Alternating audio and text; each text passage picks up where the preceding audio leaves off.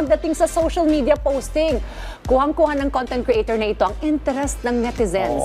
Kilalanin po natin siya at ang kanyang social media marketing strategy. Panoorin po natin ito. Sa panahon ngayon, hindi na lang puro dance challenges, pranks, and singing duet ang laman ng TikTok. Mas marami ng creators ang on in giving real thoughts and real talks. Katulad ng content creator na si Darby Kim Estrevilla, o mas kilala ng kanyang followers bilang Real Talk Darbs. When it comes to personal story, advice, and social topics, panalo ang kanyang mga content na umaabot ng million views. Dahil dito, nasa mahigit 760,000 na ang kanyang TikTok followers at patuloy itong nadadagdagan. Pero alam mo ba kung ano ang sikreto ng mga viral contents niya? It's video marketing. Yup, it is not just about posting random clips, but the strategy behind every upload. Ang tamang editing, timing, at engagement techniques ang nagpapalakas ng reach ng isang creator. At kung gusto mong malaman kung paano mag-level up bilang content creator o kung paano gamitin ang video marketing para sa business at social media mo, matuto kasama si Real Talk Darbs. Ngayon, makakasama natin live ang On Point pagdating sa pagbibigay ng real thoughts and real talks. Ang content creator at CEO founder ng House Creatives na si Darby Kim Estrevilla o mas kilala bilang Real Talk Darbs. Good morning, Darbs. Welcome here sa Rise and Shine. Good morning. Thank you for having me here. I really appreciate it. Thank you for joining us. Scroll mo lang yung kanyang profile sa TikTok. Ang dami mo nang matututunan. Sa akin lumalabas talaga sa FYP ko yan. Mga tungkol sa buhay and even finance. But now, we want to know more about, gaano ka nakatagal na content creator? So actually, since 2017, I've been creating content. Medyo matagal na. And at that time, wala pang short form content. So it was a bit difficult to create kasi medyo long form pa. And at that specific time, medyo wala pa din masyadong nanonood. But eventually, over time, we're able to gain lots of traction. Kasi nag-i-evolve ang content ko eh. So previously, I was love and relationship. And then viral social issues. Ngayon naman, I transitioned into more on business, video marketing tips. So after, I think, 8-7 years, accumulated sa social media ko, was able to get 5 million followers and 1 billion video content views. Very proud to say that. Yeah. Wow! Congratulations! Saka kita mo yung nagre-reinvent siya, nag-iba yung mga content. I think that's going to be one of the strategies in video marketing. Okay, let's go now with the topic video marketing. So, gaano ka-importante ito sa content creation?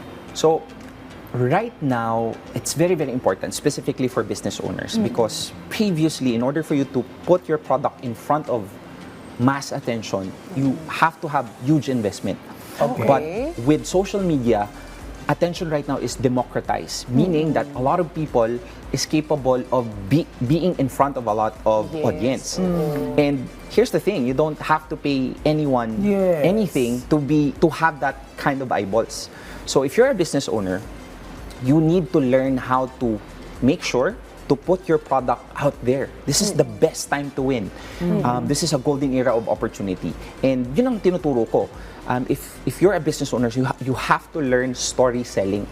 Kasi most of the time, marami namang mga business owners nagbebenta, di ba? Using social media. But the thing is, people are not buying. It's because they're trying to sell their product. You have to learn how to tell the story first in order for them to have attention at then eventually they would buy your product. So doon pumapasok ang video marketing. Okay. So paano yan? Yung story selling na yan, can you give some specific mga step-by-step na pwedeng gawin ng mga business owners Definitely. and firms? Most of the time, why most people, specifically business owners, try to create content in social media, hindi masyadong patok.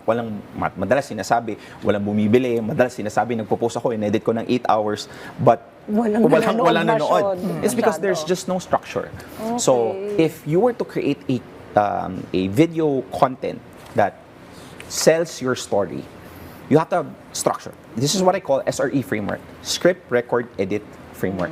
Ibig sabihin, sa scripting, you have to have hook. First 5 to 7 seconds. Hindi ka dapat nagsa-start ng video, "Hi guys, welcome to my vlog. Nandito ako ngayon today." Because people's attention are very, very short. So dapat bigay mo agad. Ito ang tatlong dahilan. May kung- hook agad. May hook agad. That's how you catch their attention. And then after that, meron kang value. Siyempre, hindi lang hinuhook. Dapat binibigyan mo din sila ng value. What is there that they're able to get in return? Kasi most of the time, ang nangyayari is most people who's posting are just trying to get from their audience. Yung content consumer are smart. So, first 10 seconds, kailangan makita na agad namin yon. Yung first 10 seconds is the hook. After Okay. ng hook, after the first 10 seconds, Value. papasok ka na sa second framework, which is the yun. value. Okay. Make sure na it's edutainment. Ayun. Educational and may entertaining din. Entertaining din. So it has to be the mix of both and then pay off. What do they get in return after watching your video? Natuto ba sila? Or if in case natuto sila, nagustuhan nila yung product mo, where they can get it, where they can buy it, or where they can get more of you by simply telling them to follow your page. Oh, hook value payoff. Yes. Magandang framework yan, ano. Tsaka tama. HVP. Yes. May SRE, may HVP, Exactly. may RSP pa. Ay, iba yun. Show natin yun. Pero tama naman kasi ano yung mapapala ko sa panonood sa'yo, ano. Yes. And most of the time, that's where, tulad nga na sinabi ko kanina, posting is free but attention is very expensive. Because people's attention right now is very, very expensive. Very expensive. If you think about it, liking a video, sharing a video is free and it would take you less than a microsecond to do. Pero lahat ba ng videos na nakikita natin, sinishare natin at nilalike natin? No. Because people's attention right now are very, very expensive because there's so many contents out there. So in order for you to stand out, you have to give tremendous value muna doon sa audience mo so that in return, in the future, once you try to tell them that these are the things that matters and say for example, your product, they can now parang give back doon sa value na binigay mo sa kanila nung simula.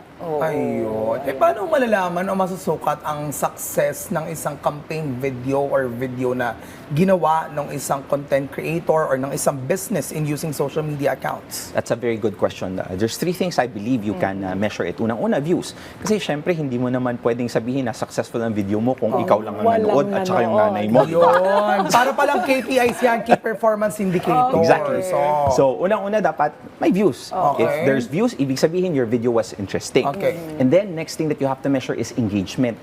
May views, pero nang-engagement tao. Shinare ba nila? Is the content thought-provoking? Okay. And then after that, pinaka-importante sa mga business owners, conversion. Kasi pwedeng nag-engage, pwede ding maraming nag-share, Okay. and maraming nanood, pero did it drive them to buy the product? Okay. So I think pinaka-key indicator is for a content that works, it has to also convert. Okay, may dagdag lang ako, no? Yeah. Kasi, specifically for social media, at expensive nga, no? Yung paggamit dito ng social media users. I wanna know kung paano natin may apply yung authenticity and or the ordinariness sa paggamit ng social, as paggawa ng video, or this what we call yung strategies natin with video marketing. Yeah. Kasi, iba yung pag-formal ka talaga. Yeah. Parang people would say na parang, ay, hindi ko ito panonoorin. How will we going to apply the ordinariness or authenticity part? I think that's the beauty of social media, and that's the reason why most people tend to shift the attention from the traditional media to the new media. Okay. It's because in the new media, people get to be who they are. And do you think, like, most of the time, people follow influencers because they're not perfect. It's because we can relate to who they are. Okay. So I think we all have authenticity. The only thing that stops us from being authentic is the need to win the opinion of other people. Okay. So the need to look good. And that's the reason why we're not our best self, or we're trying to be our best self when in front of the social media. And the problem with that is content consumers are very smart. They smell fake people eh. Kaya pansin mo, pag nagpo-post sila, hi, tapos they're trying to be their best self, ang nangyayari is people resonate or do not resonate with those people. So I think authenticity is always there. Okay. The thing that most people need to be authentic is to let go of needing to look good. Just be who you are.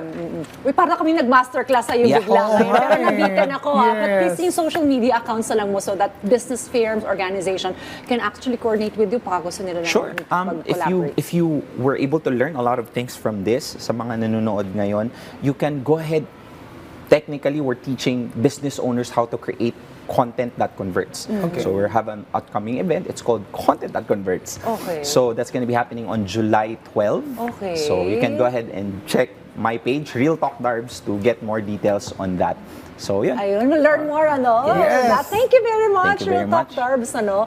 At marami tayong natutunan sa conversation ito. Maraming salamat.